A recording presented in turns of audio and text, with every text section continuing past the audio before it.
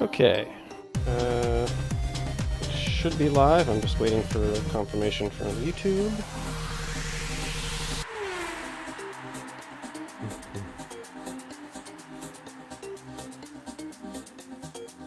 Yeah. Yeah, you got about an inch on either side of shoulder. Your head is just sort of moving and.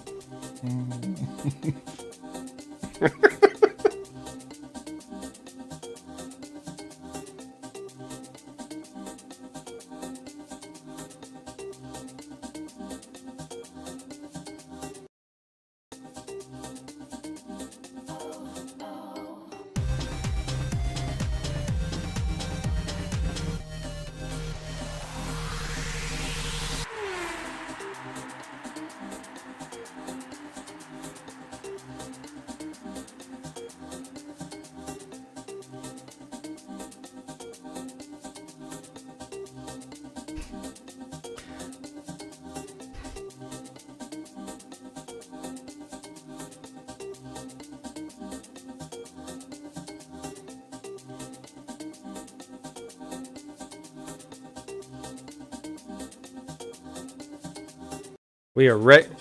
They're popping in. They can't hear you. I think. Oh, they can hear me though. Awesome. All right. Let me close my YouTube so I'm not. Yeah, we're very professional here, folks. Welcome to Gravel Trap F1 Live, Dutch GP edition. Oh my gosh. Hello. Hello. He sounded like Dobby the elf. Hello. Master's giving Dobby Honestly, truly. another trophy. Another trophy. Seriously, here at Gravel Trap F1, we will treat you like you're our friends. Honestly, we are professional, yes, but also when you join us, like, you're in the room with us. Let's be real. Like, you're here. I'm not half this nice to my friends. Like, Ah. We already have some comments. D-Master OG says, I'm ready to talk about the craziest Grand Prix of the year. Ooh, hot take, because Australia was pretty nuts. So that's a hot take. I feel like this one was actually crazier because it was on-track stuff as well. True. Whereas the other one, it was kind of just stop and go. Like, the other one felt like you were getting whiplash. More so, this one felt like you were just actually excited about what was going on. Yeah, but this one I felt like the rain was giving me whiplash. Like, that too. Maybe I'm just a Vancouver girly and that feels normal. Yeah. Honestly, I feel like my biggest takeaway with just the weather part is that why would we have wet tires that all the teams deem useless? Why then do we even have them as an option? We've had this conversation before, and I still think the most sensible thing to do is to not have the 85-liter tires, except like maybe bring one set per weekend, just to help dry the track for a couple laps. Sure. But they need one that's like a bit higher than the 30-liter, but lower than the 85, say like 60 liters or something like that, where it tosses up a lot of water and displaces it from the track, but it's still flippin' visible. Like 85 liters being chucked at your visor, that's just ridiculous. It's nuts. It's nuts. This isn't new, by the way, right? F1's been racing in the rain for many a year, and I know there was the famous Coulthard-Schumacher incident in Spa, but what tires were they using in the 80s and 90s that didn't make this a red flag situation? Well, that was back during the tire wars, so people had more choice in the tires that they bring. So you weren't trapped in... Pirelli, we love you. We're not saying you're trapping us, but also everybody has no other option. So... The other thing as well, and this is where the physics come into play, is that we're in the era of ground effects and we have diffusers. And that's also where a big chunk of the water is coming from. The majority is actually from the diffusers. But the thing is, because of what the regulations are, the only thing realistically you can change in a shorter amount of time are the tires. So we can say, hey, Pirelli, you regularly change your tires. It feels like we're getting new ones. We're constantly developing them. And the regs aren't going to change till 2026. So why aren't we changing the tires? Valid point. Well, besides the tires, because you're stuck with what you're stuck with and you're dealing with what you're dealing with, Like what? I mean, there's so much to unpack. There's just so much to Right. unpack. The start was like nothing I could have ever predicted. Okay, I was getting my little heart excited because Albon, Norris, and Russell were all up at the front. And I was kind of just like, you guys were rookies together. And I didn't think it was realistic for this race for it to happen, of them all being on the podium together. But I was kind of just like seeing the vision that it could happen one day, and that And this there'll be could a be like, PowerPoint that they make afterwards about each other in it. yeah, like a little sneak preview. But then the couple first laps happened and all of them tumbled to the back. Not even tumbled, they were just like yeeted back there. Yeah, they were. And I think, what was it, George recovered the best, or did they all kind of just stay back there? Alex, I feel like Oh, Alex got overcame the points. most odds He was in in like of them, but I'm gonna lean on Buck to see who ended up need finishing to- the highest of the three of them. I don't recall. I feel like Lando finished pretty well. Uh, I need to pull up the results for myself. I'm telling you, like it was so chaotic. Most of my attention at the end was like, what's gonna happen to Checo? Because I asked this question on my Instagram. Who had the most unfortunate weekend? Because I feel like most of the time we ask, like, who was the biggest performer? Who did the best? I'm like, this weekend the question was, who had the most misfortune? And you got to hand it to our boy Esteban Ocon. It was not him this time. This time it was not him. Oh, jeez. I still have to say it's Logan Sargent that had the most unfortunate, because he was right there within touching distance of it being his first points get, and he basically just had to hold on because the Williams are hard to overtake. And then he had a mechanical failure. He went over a curb and it messed with his brakes. Yeah. Which is something that does happen at this track, and we curse curbs that are that aggressive, especially in ground effects eras where the car is like right there. But still, like that's just, and then he also got eliminated his first time in Q3.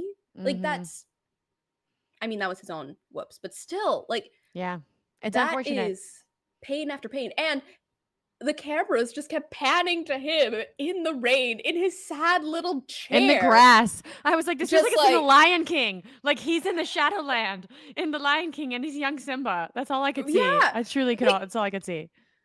But we can't ignore the king of misfortune, Charles Leclerc. I mean, talk about an unfortunate turn of events this weekend. Was it his own? I feel like I read somewhere that it was like the damage to his own front wing that messed up his floor that then caused his DNF. Like it was all like self-inflicted. That's what I heard, yes, as well, is that part of his wing got, when it broke off, it got sucked under the car, tumbled around, and busted it up. So it was one of those chain effects, bad luck, where sometimes you get your front wing hit and you can just replace it. It's fine. Nothing matters. But in this case, it was a lasting effect, which is just tragic. Yeah. Zhou Guan Yu had a great race. He was up in the top 10 for much of it and then DNF'd. Yep. Honestly, I feel like he is the one that's had the scariest crashes in the last couple of years. Oh, yeah, you're right. He's had some like really crazy, like just him has had some really crazy crashes. I don't think they're like due to faults of his own. He's just like ended up in these really crazy crashes. And I'm like, he's got some angels on his side, like looking out. Because I was scared when I first saw that crash because, and I think the commentator said it too, like there was no slowing down. Like the runoff area did not slow him down at all because of the rain. And so he just picked up speed sliding straight into the wall. So, yeah, I think he said it was somewhere close to like 60, 70 Gs that he was feeling. Just for a couple seconds, but still, like that's painful. Redonkulous. It's painful. Speaking of painful crashes, Daniel Ricciardo, homeboy with his wrist, he was also a contender for most unfortunate weekend because I mean he didn't get to finish it. He's not going to race next week or next time in Monza either. So also a contender. Have you seen anyone hurt their hand like that in a crash in the last 3-4 years? Yes. Formula E, the first race of the season, one of the drivers got his hand snapped that way, and he was out for a good like third of it. I'm surprised we don't see it more for the number of crashes we've seen, whether it's high speed, low speed. I Like, think they're like taught to let go. They're taught when they Mhm. know they're going into the wall to let go of the so he just, and like pull their hands in. he didn't. Yeah, he just didn't Yeah. have a quick enough swoop to it. But Yeah. as well, I think with Formula One, Swoop. swoop. Man, if I were a driver, my onboard would be nothing but sounds. Honestly. Whoops! Like the car is making a sound. Copy. We got the little rat-ta-ta-ta going. Yeah. John Walshaw in the comments is Hey, John. he's marveling at the seat that Charles ended up getting that would have been exorbitantly expensive for any of us. His He grass. he his got a grass seat. great viewing angle of the race, and Great And- trackside. his quote is, Oh. "Charles, park here and you get a free seat while supplies last." I'm dead. Honestly. And like, Yeah. it's just so sad to see the looks on their faces when they're like sitting in these chairs too. Because Okay. they'd rather not be sitting and watching. They want to be in the car driving. Do you But- remember that picture book I sent you guys where it was Yes. Charles Leclerc and the unfortunate race weekend? Yes. And it's this cute little like cartoon of him at Monza, but it's not cute. It's just sad because It's him honestly drawn, so like, savage. Like he's it a makes little me sad. toddler. Yeah, if somebody made that about me, I would be so sad. I would be like, Oh my "Wow, give me gosh. a break." Right? And then on top of all of this, Ferrari unveiled their new Monza Oh my look gosh. today. Did you look at the comments on the post? No, McDonald's I suit? didn't. Okay, all of the comments are people either being like, fix your car, fix your strategy. This is what you're spending your time on instead of fixing your team. Or Mm. McDonald's, we love to see you smile. Like, just nonstop. And the worst part is, Ferrari's caption was, leave us an emoji that this, like, Tells us how you reacting like. to Yeah, it. tells us how you feel. And it was like, are you just inviting people to put like the ketchup and mustard in it? Like, that's No. literally all people will comment. I didn't see a lot of that. Yeah. I don't think there is a ketchup and mustard emoji, but still, I was like, that is one of the worst possible captions. Like, you are inviting people to Yeah. point out that this is not a great look. Again, 2 years in a row, Minions and now McDonald's. Like, Yeah. Unpopular opinion. I actually liked the yellow last year. Oh, 'cause yeah. I liked the Oh, no, it black looked good. fireproofs. I thought it was really cool. I'm Mhm. sure I'll come around to this one. I just think like in light of this past weekend, I'm like, I'm not ready to be happy yet. I'm gonna sit Yeah. in this for a little. Well, and then Carlos, like they told Carlos about Charles's crash, and then Carlos is like, okay, don't slow me down. Like basically like, what does that have to do with me? Don't stand in my way. Like right? Well, and then he's at the end of the race, he's defending against Hamilton, and the guy comes on the radio just being like, okay, here's an update. And Carlos just being like, no, leave Let me me drive. alone. I'm like in the middle of something right now. I'm busy. know, Do not I know. disturb. Honestly, why don't drivers just have like a do not disturb button on their steering wheel being like, don't bother me unless. They can unplug the wire. Well, if there's That an too. emergency, I think it's probably not easy to replug it. Oh but no, yeah. no, it's not a good idea. I'm just saying they can do it. I feel like that's something only Kimmy would do. Only Kimmy would do it. Gloves, But- gloves. Gloves. Bite. Gloves. Let's talk for a second about Checo.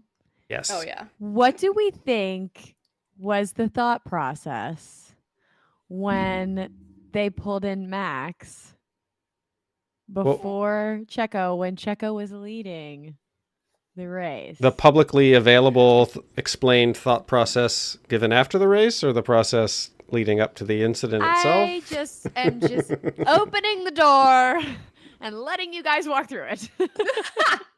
It was, to me, it was clear that they gave priority to Verstappen. They didn't want Verstappen ending up behind anybody. I think it was odd if they were worried that he wasn't going to get back in front. Like, there was no chance he Yeah. wasn't going to end up in front anyway. So publicly giving the driver behind the pit preference, and then it wasn't even giving the driver pit preference. They just made the decision. Checo didn't know he was not getting to pit. He just like, No. wait a minute, hold on. Did we just get undercut? Like, he had no idea. So he was never even approached saying, "Hey, do you want to pit first or second?" It was, "We're making this And call." neither was Max, by the way. Neither Right. was Max. Max was just like, So all he's right, absolved team of fault, responsibility. He's not. He didn't. No one can point to Max and say he demanded to go first or something. No. And then they said that they were surprised that Max was able to make up all the time he made up, and they didn't think it was going to be that strong of an undercut at all, apparently. And that's kind of silly considering this is his 9th win in a row. And yeah, so no, I don't buy it. Yeah. Christina? Max is their number one driver. They're always going to prioritize him. That doesn't surprise me at all. And the other thing is that the lap times that Max was putting out, it made sense to prioritize him anyway because he was going to catch up to Checo. So why wouldn't you just make it happen sooner rather than later? Like, if they were being honest about it that way, if they were being upfront about it, Horner's the whole thing is like, it took us by surprise that Verstappen was able to do that. I think he just likes the drama sometimes, quite frankly. Well, and I'm convinced. not to defend Christian Horner, but in his defense, he did come out after the race and say, because there's been all this talk about, Checo's seat is on the line. He's going to get fired. They might pull him mid-season. And I don't think that comments from Helmut Marko have been helpful in that area. No. And Christian came forward and was like, Checo's a Red Bull driver. He will be our driver next year. He's not going anywhere. Like, calm down, people. And I was like, thank you for finally saying it, because people have been saying it for way too long. And poor Checo, it can't be good for Checo. Like, he needed someone to speak for him for a second positively. I appreciated it. Not to add fuel to the fire, but we've heard that line before and then had it not be true. Oh yeah. Like, let's remember Pierre Gasly and then Alex Albon. Like, that's the thing with Red Bull, is that they don't have any problem with changing up their drivers if they feel that it suits them better. And it's like, you know what? That's how they want to handle their team. It gets them good results. It is what it is. Okay, that's fine. But I don't think they should be surprised then that people are skeptical of them when they say that they're happy with the driver. Because it's like, the only 3 drivers, and I've said it a million times, but I'm pretty sure the only 3 drivers that Christian Horner has ever been truly happy with and genuinely loves are Max, Vettel, and Ricciardo. Like, yep.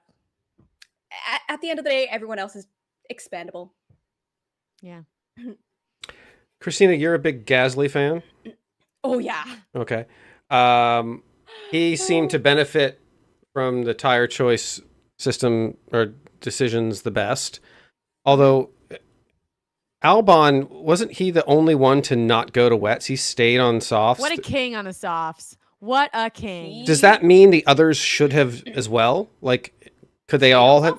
Yeah, like, couldn't everyone around Albon done the same thing and gone with him up to the front the way he did? Potentially, yes. Potentially, no. Because remember, they're all different cars. So they do handle the tires differently. And they potentially have different setups as well. I mean, they will have different setups. That's inevitable.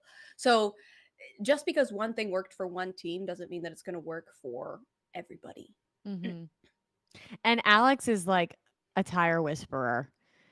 I mean, he proved it. What was that? 2 years ago when he went he was going to go the whole race on the hards. And then they told him he had to come in the last lap. I mean, I'm sorry, but Alex is like my MVP. I don't care. Like, I feel like he is just...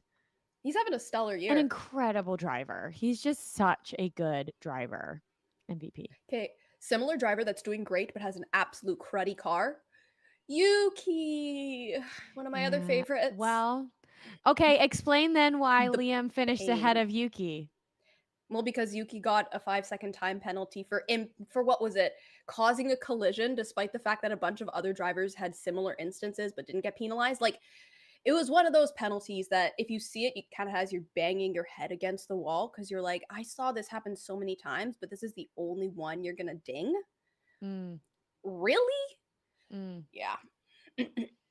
Yeah. And I feel like it should be said that when Daniel Ricciardo broke his wrist this weekend, my heart went out to Nick DeVries immediately. Oh, yeah. I said, if I was Nick DeVries, I would be so mad right now. I would just be so mad. And I want you to know, Nick, wherever you are, we haven't forgotten about you. And we thought of you this weekend when everything happened. Because you think to yourself, like, you would think if I were him, I'd be like, well, don't you want to call me? I have more experience in the car. I've been in the car more than literally anybody else but Yuki this season. So wouldn't you want to call me? But no. Yeah. Well, Lawson was the one that was at the track, but Yeah. here's But I the guess what? He interesting also thing. is like lives there. So I'm It's pretty true. sure Nick DeVries could make his way there. Very true. But interesting thing, AlphaTauri basically has no other options. They are only allowed to run a maximum of 4 drivers in a full year, and they've now run all 4 of them. So if Daniel remains injured and Lawson has like a conflict starting in Mexico because he's in Super Formula, and yes, Mexico's a far ways away, but who knows how bad Daniel's injury is? Like, they've only vaguely said, "Oh, like it's a broken metacarpal." And so they might be forced essentially to go back to freeze, which is, that's just really funny to me. I'm just like, yep.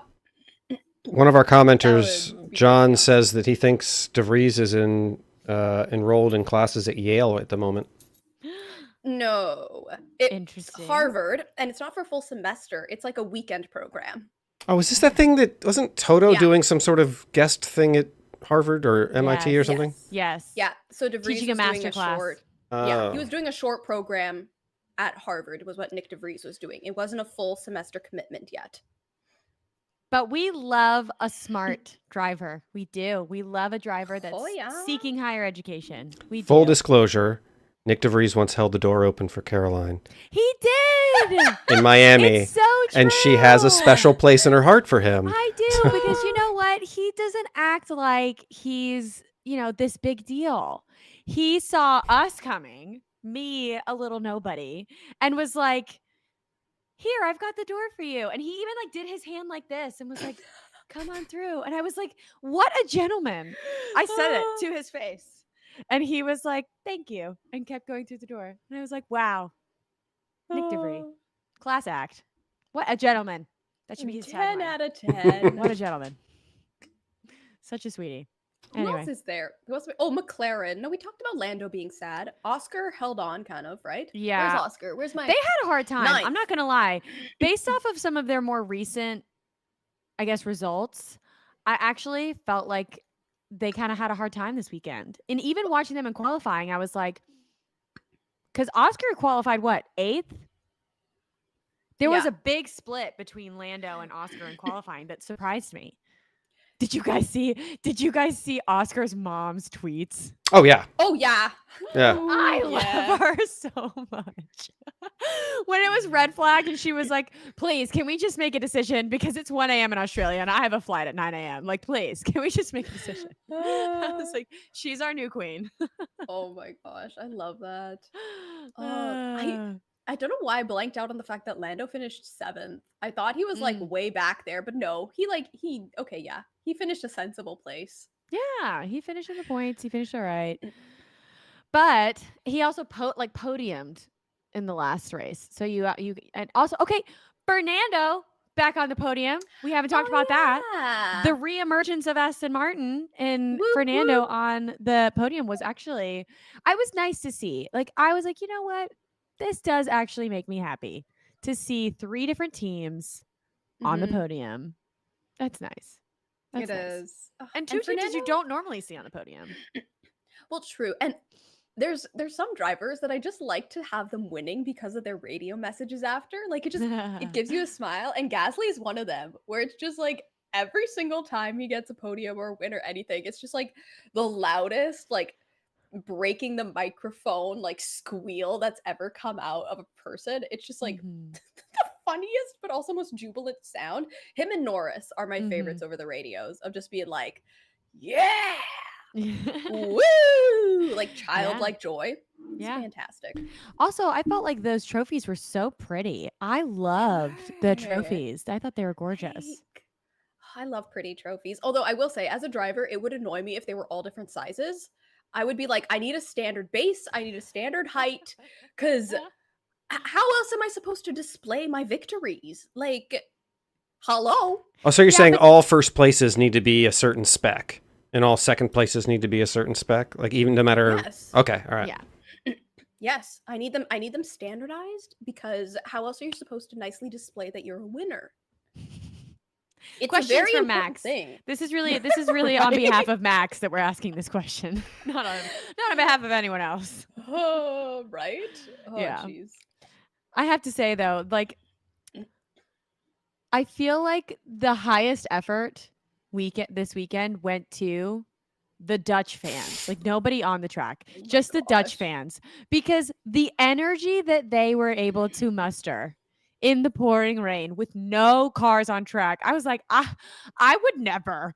You would find me like sitting in a puddle just waiting, and they're Oh my like gosh. having a whole rave. And I was like, is this what it's like? Is this what it's like there? Like, what is in the smoke grenades? Right. What is in that? What are they breathing in? I need. I'm like, dead. Was there? I don't remember seeing a lot of that. Is it just No, because of there the rain? weren't. Yeah, Oh my- because the rain There weren't, really takes but it out. still, maybe they were just passing them around. And just I thought they were just being really fun. respectful this year and not covering The everyone rain. with- I saw like people like try to start them, but the rain just kills it. Awesome. So, yeah. It cleans the air.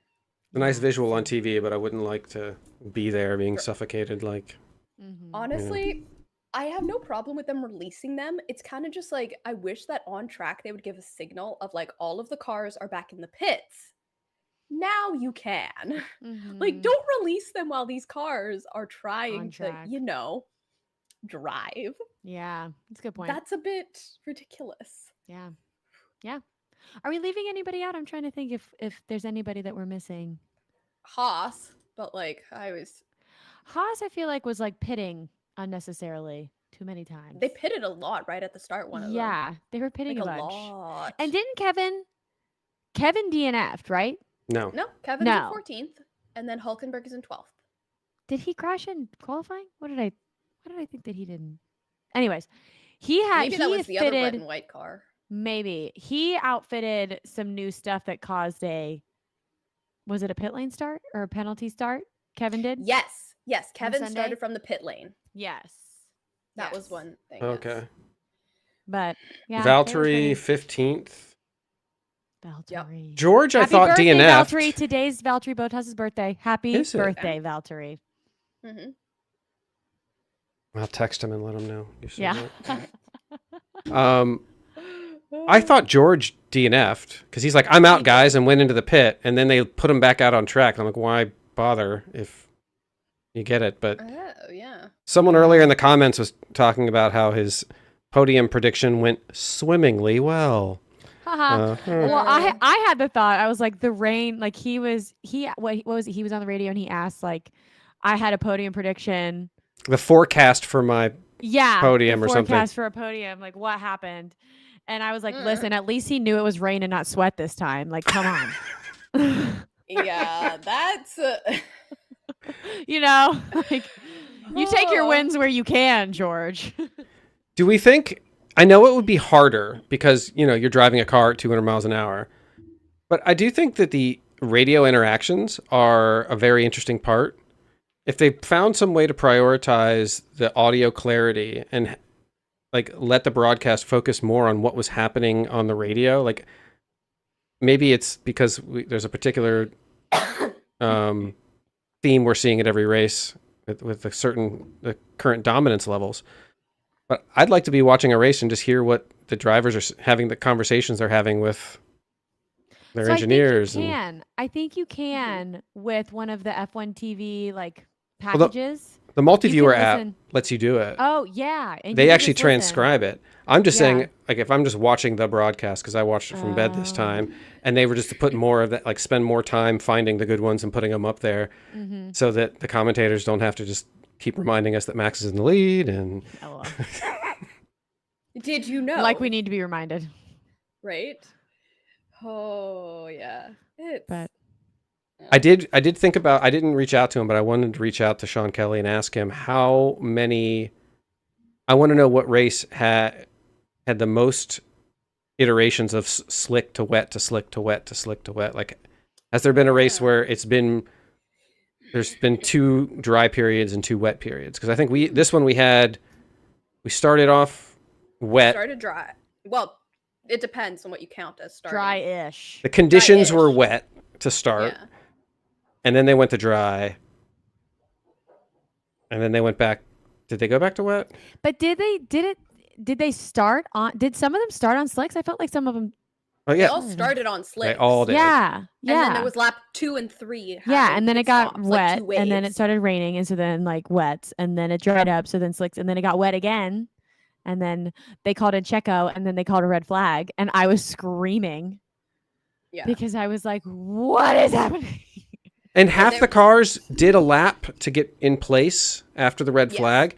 How does that square with the fuel level requirements? Because not all the cars had to go around the track. So any of the cars that were a lap down on their counters had to go around. So it was to make sure that it was fair. Oh, Yeah. I'll see myself out.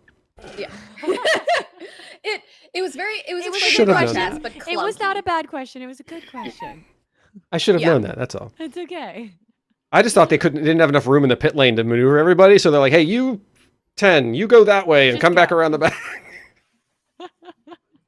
I'm sure there was a rhyme and reason to it. Mm-hmm. But Mhm. yeah, I will have to say, clap, clap, clap to the FIA for some of the weather calls that they made this weekend, because it could have been disastrous. It could have been really bad.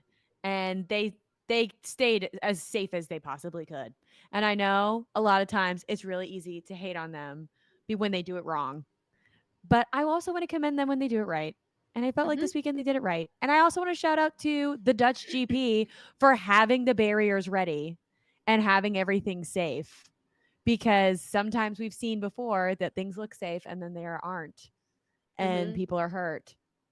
But yeah. Yeah. I find it so interesting which tracks have what kind of recovery vehicles. Yeah. Like some of them have the massive cranes because they're either permanent tracks or they have the space for it.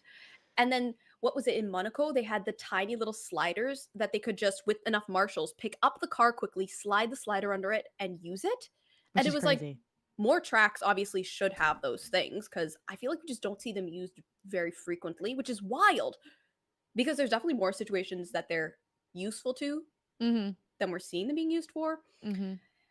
And then you have like the classic tractors, and I kind of am curious as to why or what the logic is behind not using similar vehicles to what IndyCar has, because IndyCar has specialized tractors that they bring out a lot of the times. Like they have just a special different setup, but it just picks up the vehicle and then it kind of teeters, but like they can just drive it with a regular vehicle quickly back wherever it needs to go. And those like a standard tow truck is faster than a crane or like a tractor with their long like whatever those are, not tires but Treads. treads. Thank you.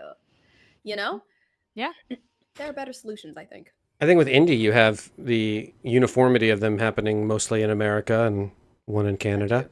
And globally, you're just going with whatever they have Locally. and they can't Yeah. they can't afford to. It wouldn't be very green to take a To take the huge same tractors with them everywhere. cadre of Yep. tractors everywhere with you. True. Aaron Machado writes, Hey, Aaron. wasn't Turkey similar a couple years back due to the track being so slick and oily? Ooh. I do. I think he's talking Is that about the year Esteban one?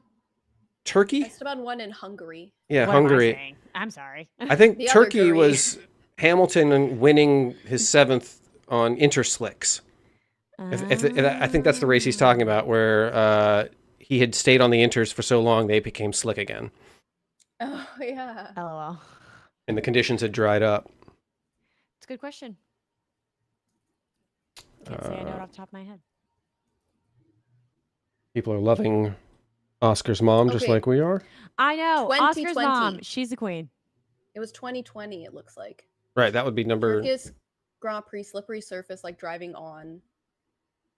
At least that's what pops up the most.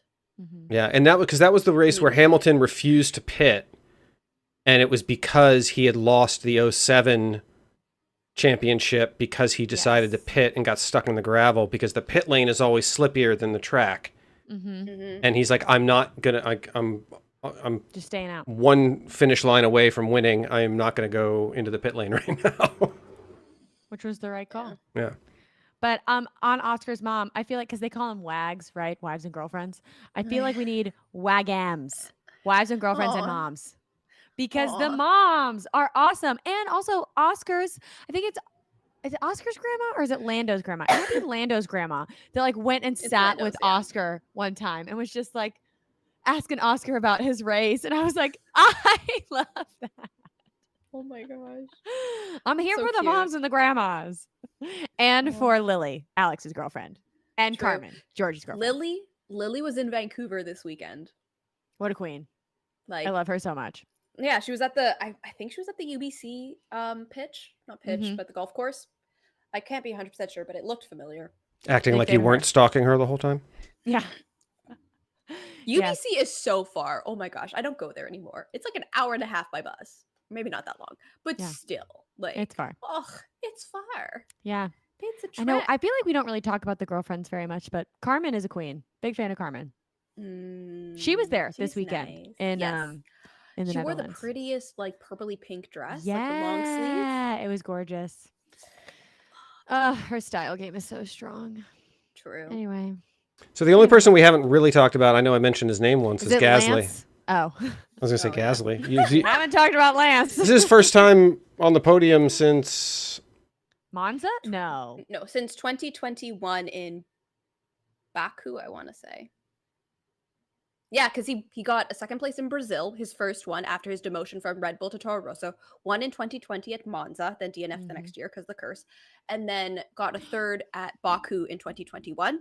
Didn't Do we podium think- last year. First one with Alpine this year. Do we think that Max will break the curse? I feel like Max is the curse breaker. Right. Like, I feel like the curses Yeah, don't quite apply to frankly. Max. I feel like he's gonna win Monza. I feel like we're all just like, maybe he won't, but he will. Let's be real. I love to believe in curses, but I also do think that there's like a limit on curses. Some of them are not that strong, and this one might be like moderately strong, but I feel like Max could break it. who do we think is going to do like shock us at Monza? I mean, I don't think it'd be shocking if Williams does really freaking well, but I'm really hoping that the speed Yeah. of Williams, straight line speed of Williams, puts them. Me too. Did you guys hear what their strategy was for this weekend and why it worked out so well? No. Do tell. So basically, during free practice sessions, they were just like, you know what? Our race setup doesn't really matter. As long as we qualify well, it's impossible to overtake us. So we're going to put all our time and energy into making sure we have the perfect qualifying setup, start way towards the front, and just keep everyone behind us, which of course kind of went out the window because of the conditions. And then they were kind of just like, well, I But guess it was a good plan. That's a really good plan. that's clever. Do you think Ferrari does that? Because I feel like Ferrari consistently qualifies at the front and then like it dies during the race. I think Charles is really good at qualifying and he can be alone on track and just do whatever. But during the race, you're a lot more dependent on the team and the choices they might be making. Yeah. And so I think that that's where it kind of flounders. Qualifying, he can depend on himself. Carlos, I feel like it's fairly even, both qualifying and the race. Yeah. But Carlos out-qualified Charles this weekend He did, yes. because he said, don't slow me down. He's very good at advocating for himself. And Charles is starting to do absolutely. that. Yeah. Thank goodness. Thank goodness. Jeez, man. Yeah. Been Yeah. saying that he should do that. Where did for Lance ages. finish? Because Fernando finished high. Did he race? 11th. 11th. Lance? Lance Yeah, he Stroll? was 11th. He did race. Yes. He was 11th. I do remember him racing. And he has broken his silence on the tennis rumors and said they're just rumors. Oh my He's not gosh. going into tennis. That was like one of the silliest things I'd heard in a long time. I know. And I was like, Like- what I really want to know is like whoever said that, like, how did they get that? You know, like how did they 'Kay. get there?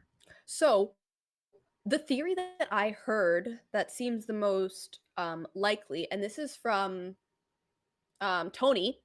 She and a bunch of other people were on Sky F1 doing a podcast, and Crofty basically was talking about when he thinks Lance is going to retire and how he saw a lot of passion in Lance when he was playing tennis as a youth. Like when he was younger, he was playing tennis, he was very enthusiastic about it and really enjoyed it, and how he's not really seeing that same spark in Lance now, and how he thinks that it's likely Lance will just go off and do something else that excites him, that brings him back like a little bit of a spark.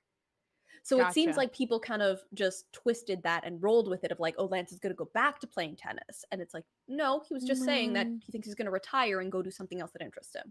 Yeah. Like, come on. And that's just one person's opinion, because Lance was like, True. I'm not planning on retiring. I'm planning on racing because it's what I love to do. So, Yeah. Yeah. I could see him going to other series though, just for like, Mhm. because that is something that a lot of drivers do, is they're just like, you know what, let's try something different. It's like a it different wouldn't, challenge. it wouldn't surprise me, honestly, if he went into IndyCar, only because A, he's Canadian, B, he loves the NFL. Yeah. And like, I feel like he would just enjoy being in America. Yeah.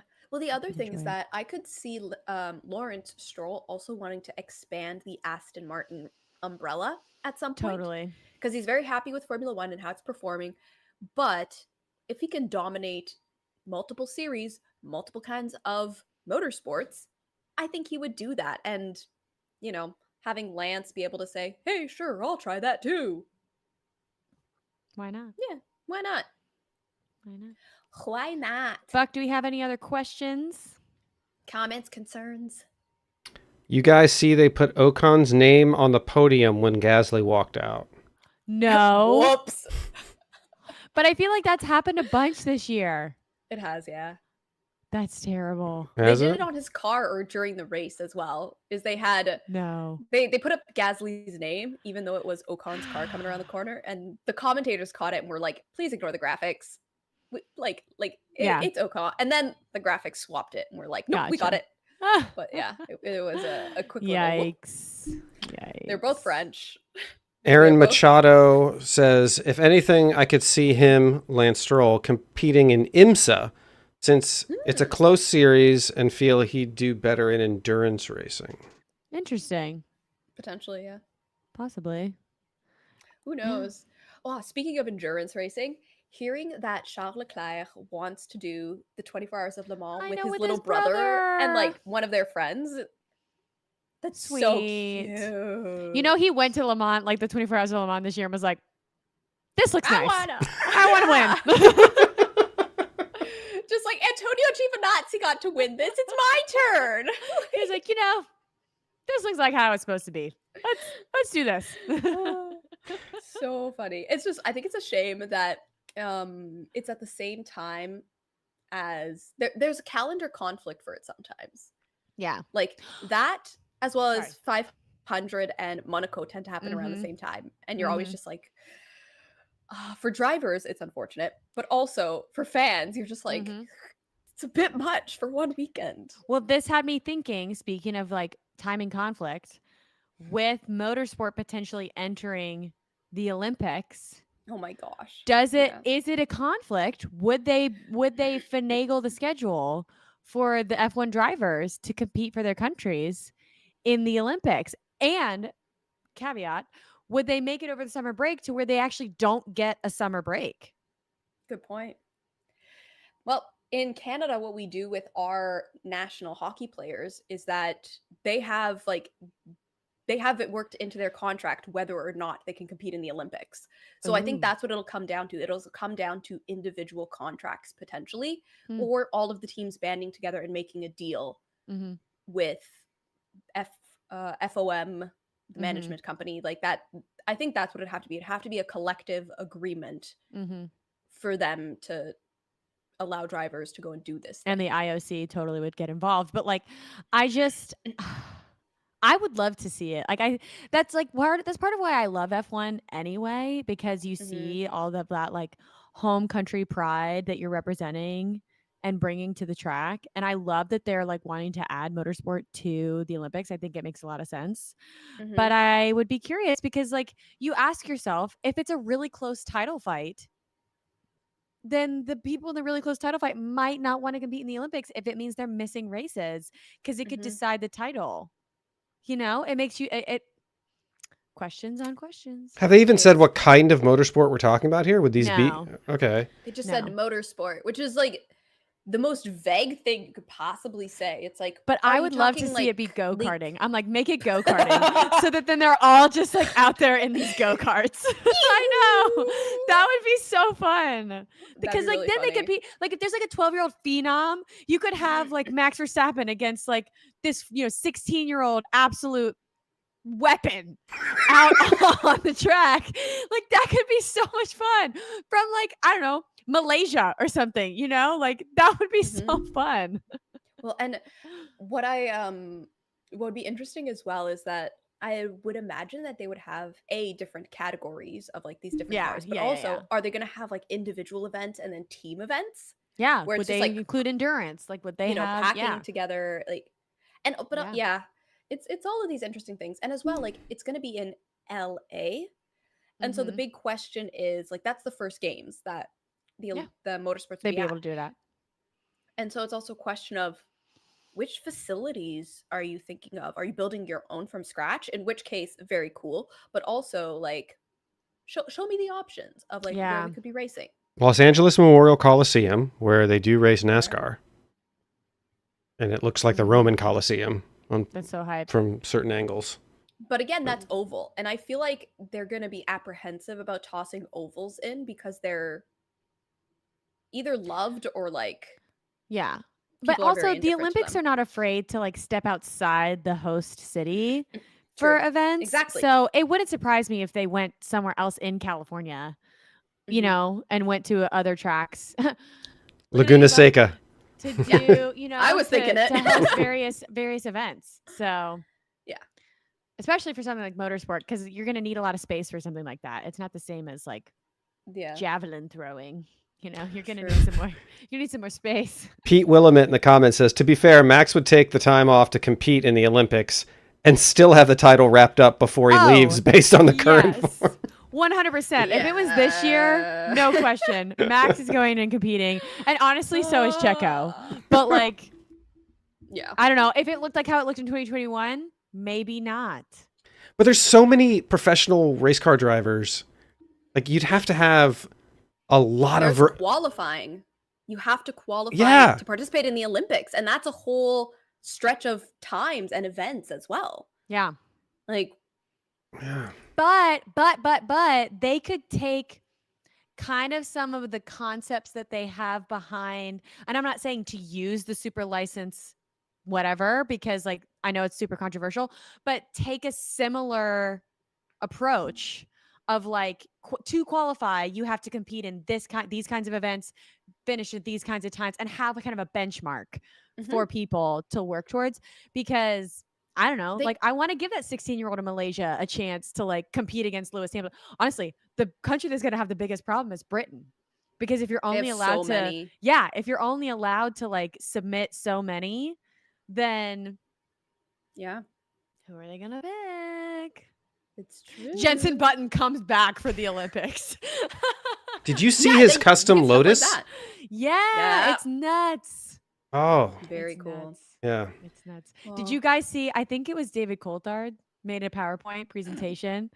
Why should as to Daniel? Why he should replace Daniel this weekend in AlphaTauri.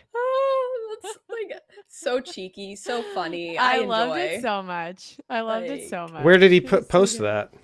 His Instagram. Red Bull put it on Red. It was on, I think, Christian Horner's. He posted it on his Instagram.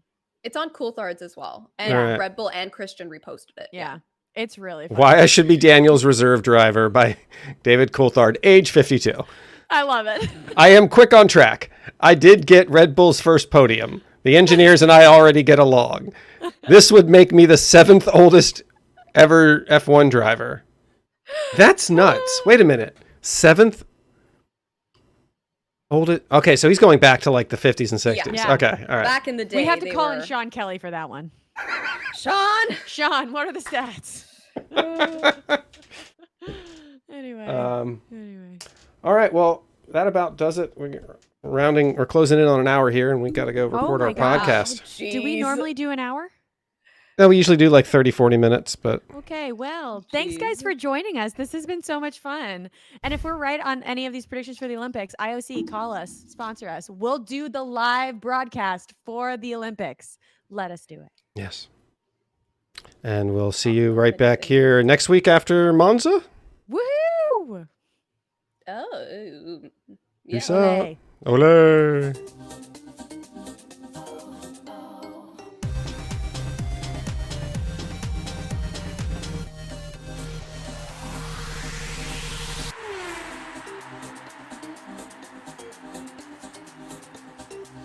Go.